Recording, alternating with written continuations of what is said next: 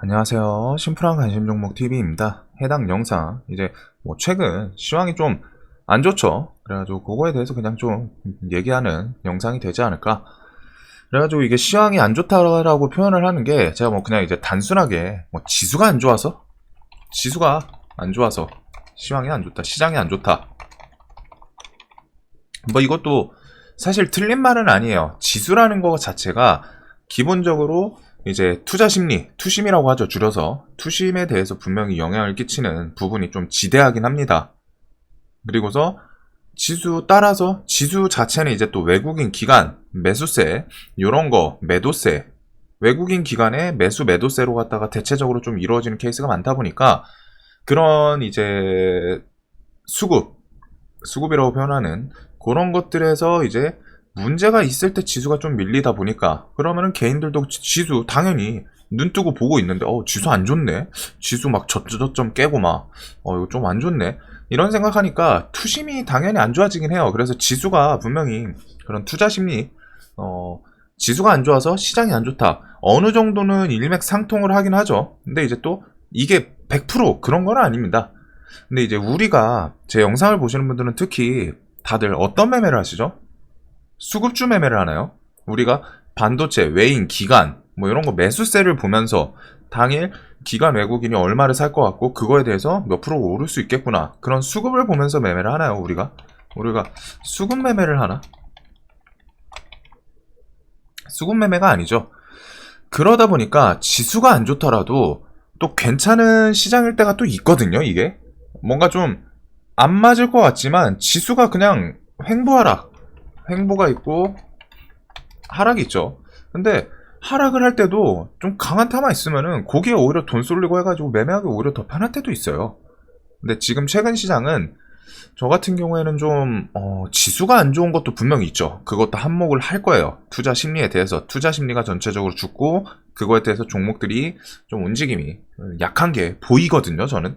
그래가지고 그런 것도 있는데, 시장이 안 좋은 이유 중에 지금 그냥 이제 새로운 주요, 새로운 테마, 주도 테마 이런 게 없어요. 지금 며칠째, 특히 이번 주 들어와서 유독 그렇거든요. 지금 어제 오늘, 저번 주에도 조금 그런 느낌이 오긴 왔었는데 CES 끝나고서부터 CES랑 로봇 인수합병 요거 기점으로 그 다음에 특별한 이슈가 없다 보니까 유독 좀 시장이 새로운 것도 없고, 그렇다고 새로운 게 없으면 원래 좀 강하던 애라도 있어야 되는데 걔도 좀 없지 않나. 그러니까 특히 오늘 주도 테마가 존재했나? 오늘 주도 테마라고 할 수 있는 게 있었을까요? 지금 화요일인데 딱 머릿속에 떠오르는 게 있을까요? 이 영상을 보시는 분들이 그래도 오늘 이쪽 테마는 화끈했지, 이쪽 테마는 무조건 했어야 됐지, 이쪽 테마는 볼 수밖에 없었지, 이쪽 테마는 매매를 할 수밖에 없었지 라고 생각했던, 그런 스쳐 지나가던 그냥 단일 종목 말고 테마가 있었을까요? 저는 없었던 것 같아요, 솔직하게. 단일 종목으로 따지면은 텔레칩스, 사막 콘덴서, 모다이노 칩, 이런 것들. 모다이노도 솔직히 좀 아쉬워요, 거래대금 같은 게. 그래가지고 아니면 장중에 이제 그냥 유닉스 코인, 업비트 상장으로 유메이드 시리즈 요런 게 있기는 한데, 그런 거 말고서 셀트리온은 근데 좀 수급주 느낌이죠. 오늘 개인적으로 결국에는 테마주 관점, 재료주 매매하는 관점에서 봤을 때 좀 주도 테마, 괜찮은 테마가 존재하지 않았어요. 괜찮은, 주도를 바꿀게요. 주도까지는 바라지도 않아. 그냥 매매하기 좀 괜찮았던 테마가 있었나? 근데 저는 이게 오늘 없었던 것 같아요. 그리고 어제도 영상을 올렸었는데, 그거 상한가, 오늘 상한가도 종목 숫자는 많더라고요. 종목이 상한가가 어디 갔나? 특정일자 상한가 보면은, 자, 상한가가 하나, 둘, 셋, 넷, 다섯, 6개. 상한가 많아요. 그럼 이거 보고 시장 괜찮았던 것 같은데? 라고 하실 수도 있는데, 사실상 어제도 설명드렸던 그거랑 똑같습니다. 종목이 어제도 상한가가 있긴 있었죠.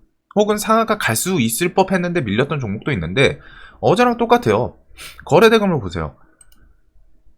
80억, 200억, 금융 20호는 이거 스펙이죠. 스펙주는 또 아시겠지만 스펙주도 좀 애매해요. 스펙주는 스펙주 테마가 이룰 때 매매하기 편하지, 아니면 스펙주가 움직일 땐 그거 있습니다. 지수나 시장이 안 좋을 때 움직여요. 왜? 스펙주들이 대체적으로 그 시총이 작아요. 즉 품절주 개념으로 움직일 때가 있습니다. 시장이 안 좋으면. 오늘 삼성 스펙 20호 그것도 좀 움직였던 걸로 기억을 하는데, 이런 식으로 갖다 스펙주 상한가, 스펙주 뭐 재료도 없었겠죠. 제껴요. 코이즈 얘 뭐 뉴스 붙였나요? 그냥 21선 주변에서 한번 세게 반등 나오고 깨고서 또 반등 나온 건데 매매를 할 근거가 없어요. 차라리 이게 없었으면은 그냥 밀리고 하다가 딱 한번 오늘 막 21, 20평 혹은 6,000원 돌파 막 이런 걸로 갖다 볼 수는 있었겠지만, 뉴스도 없어. 여기서 시세 주고서 원래 사실 상한가를 요날 갔어야지 맞는 것 같은데, 일단은 뭐가 됐든 그 뒤에 밀렸다가 시세를 주긴 했는데, 거래대금 보세요. 700억. 얘는 장중에 매매할 그 이유가 없었어요. 진짜 근거라고 하면은, 만약에 매매를 했다면은 그냥 과거에 코이즈 여기서 강했던 거, 이거 이윤지김 세미시스코랑 똑같거든요. 에디슨처럼 이 엄청 강했던 모습을 근거로 하는 거 말고서, 즉 종목의 끼, 그거 말고서는 솔직하게 저는 뭐 뉴스 안 붙였다 뭐 매수를 할 만한 근거가 없죠. 모다이노 칩은 결과적으로는 상한가를 가긴 했는데 얘도 솔직히 좀 그렇게 분봉이 좋은 느낌은 아니에요. 뭐 그것마다 각자 기준이 있으시겠지만 저는 솔직히 좀 마음에 드는 그런 모습은 아니긴 합니다. 그리고 여기 돌파해서 상한가를 갔다가 또 이거 상 따려고 사신 분들이 있을 거 아니에요. 사자마자 이거 7% 8% 밀리면은 보통 손절 나오거든요. 웬만해서는. 이거 사고서 그 1분봉 만에 상한가 가는구나 하고 매수하자마자 7% 밀린다고 생각해보세요. 내가 1억 사자마자 그냥 바로 7% 마이너스야. 기분 나빠요. 그리고 손절 나와요. 깜짝 놀라서. 대부분은 자신의 기준이 정확해가지고 이건 무조건 오늘 상한가 닿는다 라는 생각이 있는 사람이 사실 없죠. 상한가를 갈 때도 갈 가능성이 높군 하지, 엄밀히 말하면은. 근데 내 스스로 그런 강한 확신을 갖고 들어가더라도 갑자기 이렇게 밀면은 이 뒤에 올라올지 딱 여기까지만 보세요. 상한가 딱 상따를 했는데 이게 빨간 봉이다가 갑자기 이런 식으로 딱 확 밀어버려요. 상한가 가는 줄 알았는데. 그러면 손절 나옵니다. 안 나오더라도 어느 정도 반등 나왔을 때 이런 부분에서 손절, 약손절이나 뭐 좀 줄이면서 했겠죠. 아니면 비중 조절로 했거나. 대부분은 그럴 거예요. 100명 중에 한 90명은. 즉 얘도 재료가 있기는 한데 사실 좀 테마를 이룬 것도 아니고 거래대금도 결과적으로 1000억도 안 터졌어. 요즘 시장에서 1000억 안 터지면은 좀 아쉽죠. 사실 코로나 전까지만 해도 한 1000억이면 오 괜찮은데? 매매관 좀 일단 관심 종목에서 넣어놔야겠다 이런데, 요즘은 1000억이 좀 최소 조건 느낌? 코로나 전이었으면 1000억이면 괜찮은 종목인데 한번 좀 봐야 되겠네, 무조건 해야 되겠네, 아니면 좀 건드려 봐야겠다. 그 당시에는 한 500억? 한 1000억 조금 안 되는 게 기준이었다면, 최소 조건이었다면, 지금은 1000억이 제 기준, 저는 최소한 그래도 1000억은 좀 넘어줘야지, 매매를 하려면, 시장 매매하기 편하려면은. 그런 느낌이거든요. 얘도 1000억밖에 안 터졌어요.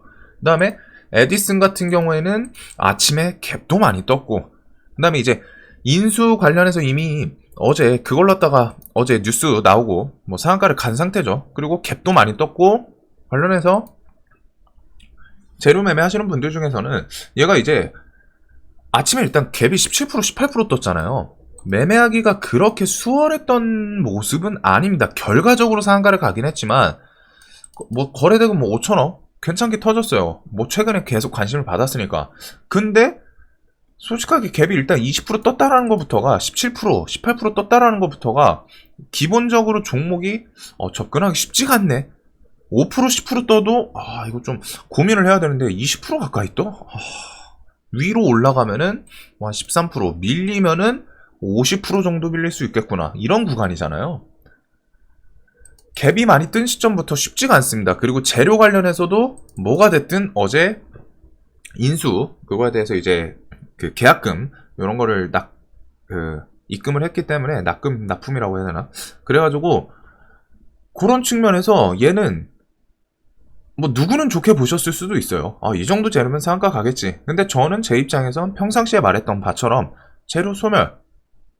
재료 소멸은 이렇게 가는 경우도 있어요. 분명히 있긴 있는데 조심하시는 게 좋습니다. 재료 소멸 관련해서 10번 매매하면은 7, 8번은 발표하는 순간 밀려요. 발표하고 밀리거나 오늘 윤석열 뭐 특별한 임팩트 있는 뉴스가 안 나온 것도 있지만 10시 관련해서 이렇게 되잖아요. 이런 게 여태까지 재료 매매하신 분들은 또 많이 보셨을 거예요. 이게 재료를 까보지 말라는 게 괜히 까보지 말라는 게 아니구나. 그러니까 갭 떴겠다, 뭐 상한가 가는데 매매할 근거가 뭐 사실 재료 이미 발표 나온 거고 그 뒤에 이제 본계약 체결 뭐 그런 기대감이 있겠지만 뭐 그 대신에 이제 뭐 쟤네가 자금을 또 끌고 와야 되는 거고 그런 문제점도 있죠. 리스크도 분명히 있습니다. 그러다 보니까 오늘 상한가 간 종목들이 솔직하게 옵티팜이 뭐 오늘 돼지 뭐 이건데 그냥 거래대금이랑 얘 분봉만 봐도 일봉자리만 봐도 건드리고 싶지가 않아요. 상한가 종목들 어제에 이어 오늘도 상태가 안 좋은 애들이 많다. 대다수 그냥 거의 다예요. 오늘도 상한가 종목이 6개나 있는데 그 6종목 중에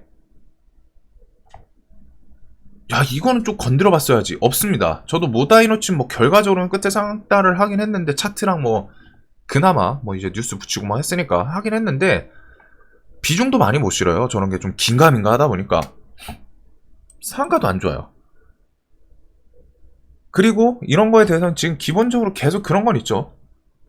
3월 긴축, 금리 인상 얘기도 나오고 우리나라도 당연히 금리 인상 미국 하면 따라갑니다. 따라갈 수밖에 없어요. 세계가 미국이 인상하면은 세계는 다 따라가야 돼요. 어쩔 수 없습니다. 세계 중심이기 때문에 이거는 정해져 있죠. 확정사항이에요. 즉 시장에는 나올 수 있는 악재는 정해져 있어요. 지금. 근데 이런 거를 상쇄시켜줄 만한 좀 좋은 테마가 등장을 하거나 좋은 재료가 있어야 되는데 그런 것도 없고 오늘 뭐 텔레칩스도 사실 엄밀히 말하면 얘를 인수합병하는 건 아니잖아요. 인수합병을 차라리 텔레칩스 막 이런 것도 얘기 나왔다. 막 그러면은 얘는 상한가를 갔을 거라고 생각해요. 삼성 뭐 인수합병 관련. 근데 얘도 그거 아니고 사마콘덴서는 시총이 좀 크다 보니까 상을 못 가지 않았나. 텔레칩스 테슬라의 뭐 납품, MLCC 이런 거 있기는 한데 그러다 보니까 지금 이런 이것저것 좀 엄청 이유는 잡다한데 시장이 안 좋은 것도 있고 지수가 안 좋은 것도 있고 지수가 안 좋을 수밖에 없는 상황이기도 하고 왜? 이런 긴축 금리 인상 계속 3월달부터 해가지고 연속성이잖아요. 3월에 딱 발표하고 끝나는 게 아니에요. 금리 인상 한 번 하고 끝나는 게 아니라 완만하게 0.25% 0.25% 그런 식으로 또 천천히 올리겠죠. 즉 단발성이 아니에요.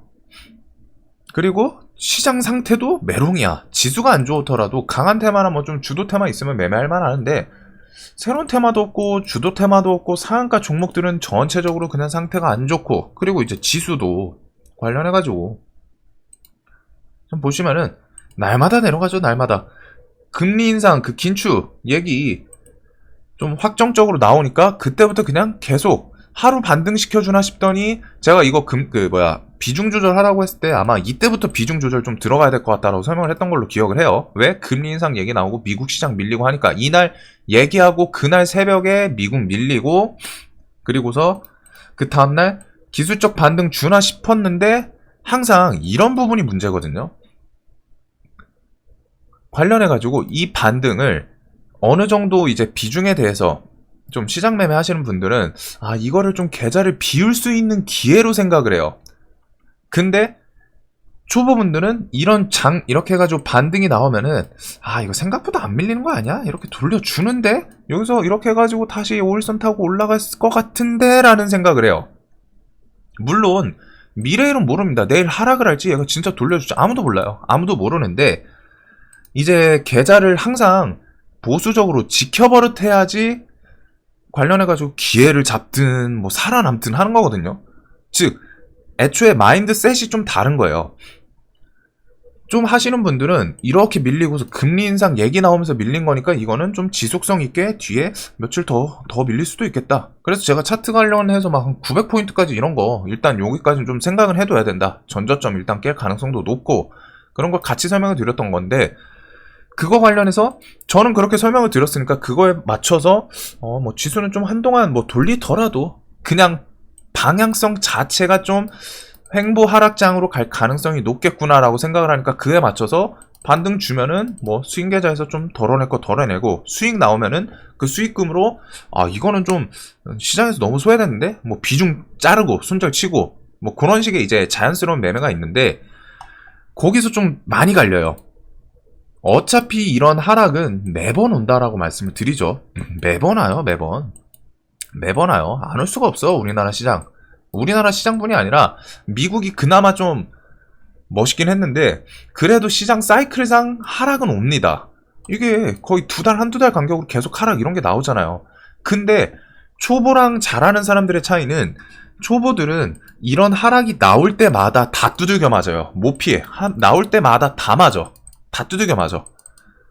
어느 정도 하는 사람들은 이런 게 좀 나오려고 하면은 이런 자리에서 한번 이틀 좀 밀렸을 때 시장상 뭐가 문제가 있는데? 그런 걸 좀 캐치해가지고 비중을 좀 조심해야 되겠다. 내가 평상시에 뭐 좀 사는 거에 절반을 산다거나 뭐 3분의 1로 줄인다거나. 왜? 이렇게 하고 다음날 올라갈 수 있어요. 올라갈 수 있는데 돌리면은 안정화되면은 그때 가서 다시 매매를 하면 돼요. 즉 조급함에서 차이가 다릅니다. 나는 최대한 살아남을래. 좀 보수적으로 했다 피할래. 안 좋아 보이니까. 여기서 밀리면 더 밀릴 수도 있는데. 그러다가 선 넘게 과하게 막 이런 거 밀린다 싶으면 그때 나는 좀 추가 매수하고. 즉 기회가 올 수도 있고 안 올 수도 있는데 그 상태에서 초보들은 기회가 올 수도 있고 안 올 수도 있어요. 이 하락이라는 게 바꿔 말하면 현금 있는 사람한테 항상 기회라고 하죠. 근데 기회가 올 수도 있고 안 올 수도 있는데 잘하는 사람들은 좀 올 수도 있는 가능성이 있는 순간부터 그 기회를 좀 더 기다린다는 거죠. 밑에서 이거 좀 더 밀릴 수도 있어 많이. 그럼 그때 가면은 내 생각만큼 많이 밀리면 그때 좀 매수 제대로 정상 베팅 해야겠다. 그때까지 내가 매매를 안 하는 분들도 있고 안 할 수는 좀 없으니까 손 근질근질하니까 비중 줄여서 하시는 분들이 있고 반등 나와 장중에 중간에 그러면 그런 곳에서 좀 비중 줄이는 식으로 왔다가 대응하고 또 다시 움직임을 보는 거죠. 그러다 저점 깨고 내려가기 시작하면은 이런 곳을 이제 개인들은 그냥 대부분의 초보분들은 그냥 이런 거 저점 깨기 시작하면은 진짜 이제 죽어나가기 시작해요. 여기서 돌려주나 싶어서 버텼는데 아직 평단은 조금 안 왔으면 한 3% 5% 차이로 안 왔는데 버티다가 밀리니까 여기서부터 이제 비명 지르기 시작하고 다음날 또 밀리고 그러면은 여기서 이제 마무리 지으면은 여기서 이제 거의 죽어나가죠. 근데 이제 잘하는 사람들은 이런 것을 좀 눈치를 보고 비중을 애초에 안 들어가거나 좀 반등이 장중에 나온다 싶으면 비중 덜어내고 밀려? 이 정도는 좀 괜찮은데? 좀 슬쩍 담그고 죽어나갈 정도로 4% 밀려? 이거는 해봐야지. 이런 곳에서 이제 기회를 잡냐? 즉 사냥꾼의 자세 같은 거죠. 기회가 올 수도 있고 안 올 수도 있고 어차피 다 똑같아요. 모든 사람은 초보든 잘하는 사람이든 기회가 오냐 마냐는 그냥 똑같이 오는 겁니다. 같은 시장에서 매매를 하니까. 근데 잘하는 사람은 기다린다는 거죠. 뭔가 낌새가 이상하면은 관련해가지고 비중 제가 이날 마감하면서 그날 뭐 저녁에 했는데 선물 좀 박살나고 해서 다음날 개파락을 했죠. 그리고 돌려주고 여기서 이제 안심을 하신 분들도 있을 거예요. 지수 좀 그래도 괜찮게 돌려주네. 이거 좀 이렇게 돌려서 넘어가라 라고 긍정회로죠. 근데 이제 계속 조심해야 된다. 이거 뭐 한 번으로 차라리 얘가 여기서 올라와가지고 120일 막 이거 1000 넘고 막 한 여기서 뭐 왔다 갔다 한 일주일 해. 그러면은 금리 인상에 대해서 시장이 좀 그래도 반응이 좀 밋밋하네요. 그러면 그때부터 좀 다시 눈치 보고 원래 반베팅 하던 거 다시 돌리던가 그러면 되는데 그걸 생각을 아예 안 하니까 더 밀릴 수도 있다라는 생각을 일단 머릿속에서 사실 좀 부정하는 느낌이죠. 그래서 더 밀리면은 이제 여기서는 할 수 있는 게 비명밖에 없어요. 살려주세요. 그리고 잘하는 사람들은 솔직하게 초보분들은 들으면 열받을 수도 있겠지만 좋아 더 내려와. 좋은 종목들 안 그래도 막 싼 가격 지금 막 이제 카카오 요것도 지금 막 밀리잖아요. 이거 들고 있는 요런 자리에서 막 20만원 본다 하면서 들고 있던 개인들 없을까요? 카카오? 삼성전자 10만 전자 간다 하는 것처럼 없을까요? 삼성전자 10만원 간다? 없을까요? 다 있죠. 근데 그랬던 사람들이 반토막 나오고 있으면은 비명 지르기 시작합니다. 카카오라는 든든한 회사가 그 와중에 저 이거 13만원, 12만원, 11만원 이거 매서 이런 식으로 갖다 하면은 손절 날 일 없다. 수익으로 무조건 챙길 수 있다. 라고 설명을 드리면서 그때 했던 것 같은데, 관련해가지고 이제는 얘는 또 신규 진입하시는 사람들한테는 기회의 장이에요. 10만원이라는 강한 라운드 피겨를 깼어? 근데 얘가 지금 카카오가 뭐 실적이 조졌다라는 표현이 조금 저렴할 수 있는데, 그냥 임팩트 주기 위해서 실적이 조져가지고 이 회사가 진짜 망가져가지고 밀리는 건가요? 제가 알기로는 카카오페이 그 임원 그 뭐 대주주 매도 그거랑 악재하면서 카카오 기업에 대해서 좀 신뢰 떨어지고, 뭐 이제 신뢰도가 주가에 대해서 영향을 미칠 수는 있죠. 근데 이제 제가 알기로는 그쪽이거든요. 즉 회사의 실적이 망가졌거나 그런 느낌보다 그냥 카카오 계열에 대해서 그게 계속 뉴스가 붙이니까 그런 뭐 대주주 매도 이런 거에다가 공매도 때리고 그런 상황일 거예요. 제가 알기로는. 그러니까 신규 진입하는 사람들한테는 이거 웬 떡이냐, 10만원 있겠어? 나 이거 맛있게 먹어야겠다. 여기서부터 좀 그냥 만원 단위로 또 천천히 이렇게 하면 손절 날까요?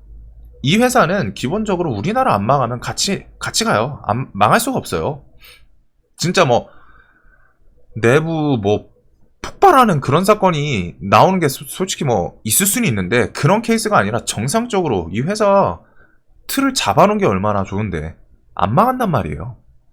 즉 회사의 실적 같은 게 그렇게 크게 변화는 없을 겁니다. 근데 이미지, 그런 대주주 뭐 이미지 중요하긴 하죠. 근데 그런 거에 대해서 신규 진입하는 사람들한테 이제부터는 노다지장, 여기서 20만원 카카오 가면 팔아야지 하셨던 분들은 못 팔고 하다가 그때 팔걸 한숨 쉬고, 야, 이 좋은 회사가 이렇게 내놓을지 40% 밀릴지 누가 알아요? 모르죠. 그러니까 주식은 매매할 때 수익 적당히 주면 챙기고, 그리고 이런 거 한 번 또 당하면 다음부터는 줄 때 또 챙기게 돼요.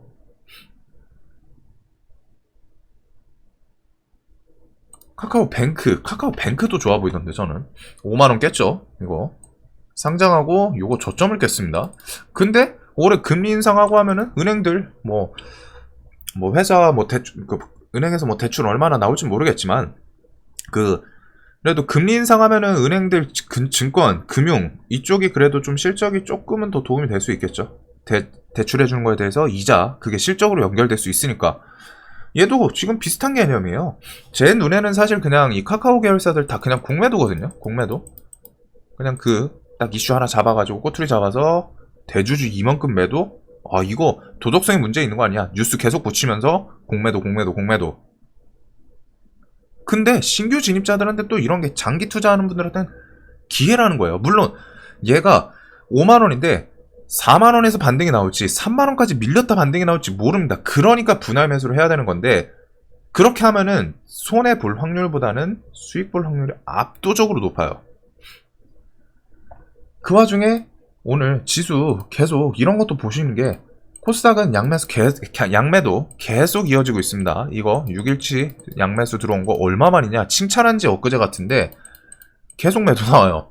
코스피는 그나마 외국인은 매수하고 기관 계속 매도하는데, 이 외국인 매수 어딜까요? 코스피의 외국인 매수는 지금은 거의 다 좀 반도체죠. 삼성전자 계속 매수 들어오잖아요.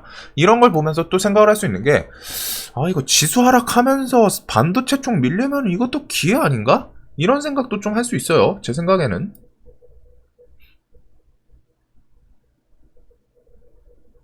주성 엔지니어링 한번 볼까요? 얘 지수 안 좋은데 종목이 수급주죠. 수급주는 지수 안 좋으면 어떻게 된다고요? 수급주랑 지수는 어느 정도 연동이 됩니다. 지수가 안 좋으면은 수급주 기관 애인이 이탈이 나오는 거기 때문에 안 좋게 가야지 좀 갈 가능성이 높겠죠. 근데 얘는 딱 봤을 때 얘가 막 하락이 엄청 심했나요? 그런 느낌은 아니거든요. 제 눈에는 옆으로 그래도 강하게 지수 대비해서는 버텨주고 있어요. 그리고 외국 기관 매도도 적죠. 이런 것들. 물론 이제 지수가 여기서 더 밀고 하면은 그때는 이제 또 하락 나오죠. 당연히 지수 계속 밀고 하면은 언제까지 버티진 못해요. 그래도 지금 코스피 쪽에서는 반도체 좀 수급이 들어오고 있구나, 이런 것도 좀 체크해 볼 수 있고, 그거를 뭐 노릴 수도 있는 거고. 그래서 항상 지수 하락이 절대 나쁜 건 아닙니다. 그걸 이용할 줄 몰라서 그러는 거예요. 이용하거나 이용해버릇하면은 오히려 지수 급락 같은 거는 항상 땡큐. 지수 급락 같은 거 나왔을 때는 항상 좋아요. 항상 정말 빠른 시간 단기간 내에 큰 수익을 얻을 수 있는 게 지수 급락이거든요. 근데 이제 초보분들은 지수 급락을 항상 두려워하는 게, 지수 급락 전에 이미 물려있어. 다 풀베팅으로 물려있어. 즉 추가 매수하거나 신규로 진입할 자금이 없기 때문에 두려워하는 거고, 잘하는 사람들은 그래 지수 급락 오면 좋지, 좋은 종목들 싼 가격에 매수할 수 있는 기회, 그러면서 개인들은 털려나가고. 이게 정말 간단한 메커니즘이에요. 메커니즘이. 그런 거를 좀 이해하고서 내가 매매에 이용을 하려고 하셔야 됩니다. 이거 긴축 금리 인상 계속 얘기 나왔었잖아요. 이게 뭐 물론 언제까지 밀릴지 몰라요. 언제까지 밀릴지 모르기 때문에 분할 매수도 필요한 겁니다. 얘가 이렇게 하다가 여기서 갑자기 반등이 나올 수도 있죠. 그렇기 때문에 지수가 좀 내 기준에 과하게 밀리는 것 같은데, 그럼 그때부터 좀 분할 매수를 들어갈 수 있는 거예요. 근데 이제 그거는 각자의 기준이 좀 스킬 그 영역이 좀 필요한 거고, 기본적으로 그런 거에 대해서 항상 좀 생각을 하시면서 매매를 해버릇 하셔야 돼요. 즉 아무 생각 없이 절대 안 됩니다. 주식시장에서 계속 생각해야 돼요. 테마, 시나리오, 이런 것도 결국엔 시나리오거든요. 3월 긴축 금리 인상 있다고 하는데 지수 계속 밀리지 않을까? 횡보 하락장이 한동안 이어지지 않을까? 그러면 평상시보다 내가 살려던 매수 타점보다 한 단계, 두 단계 밑에서 매수하면 안 올까? 그런 것들 고민하고 시나리오 세우고 시나리오대로 매매하고. 좀 말이 길어졌는데 지금 시장이 이런 느낌이에요. 뭐 언젠가 또 갑자기 좋은 상황가 나올 수도 있고, 갑자기 또 새로운 테마가 보란듯이 등장할 수도 있는데, 이런 게 또 날마다 좀 체크해야 되는 그런 요소들이긴 합니다. 뭐 했던 얘기이기도 하고, 예전부터 항상 이런 것들 부분들 좀 다양하게 시장의 분위기도 좀 파악해버릇 해야 돼요. 어느 때는 트렌드 상한가 잘 갈 때가 있고, 언제는 또 상한가 이상하게 못 가네, 그런 것도 있고, 뭐 상한가 갔다가 계속 깨지는 시장도 있고, 그런 트렌드. 자, 영상 항상 도움이 되셨으면 좋겠습니다. 영상 봐주셔서 감사합니다.